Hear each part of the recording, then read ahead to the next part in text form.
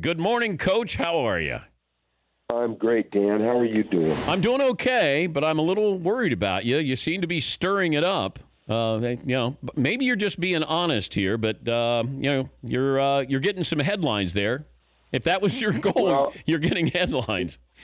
Yeah, I think that's really interesting. You know, I've been talking a lot about Josh, and I've been really clear, and I've been really consistent, and I've been very, very, I think, complimentary towards him. As a matter of fact, I think if you go back and look at anything that I've said, it's all been very, very positive, and it should be very positive. I love the kid. I love talking about him.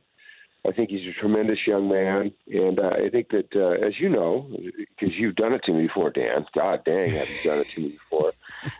Things can be misrepresented at times when people decide to edit it a certain way. I think what first garnered the most attention was when I had mentioned that I thought Sam Darnold was maybe a better fit for the Cleveland Browns, and I'll stand by that. And I look back and I look at the work that Hugh Jackson did with a guy like Andy Dalton and his style of play and the success that they had at Cincinnati.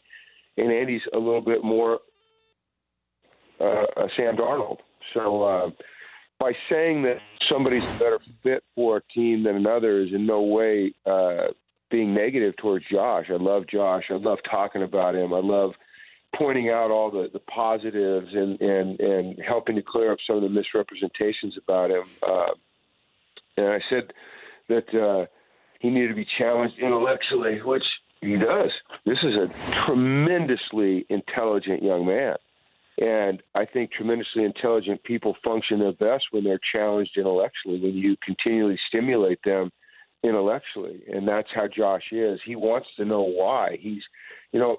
I also took crap about the millennial statement, but I think what people need to understand is that I just got done coaching college football for 6 years. There was 120 kids on my team between the ages of 17 and 22.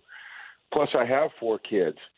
And I understand that generation, I think, pretty well. And they have a propensity now to ask the question, why? And they don't say it in a derogatory, condescending, or disrespectful way at all.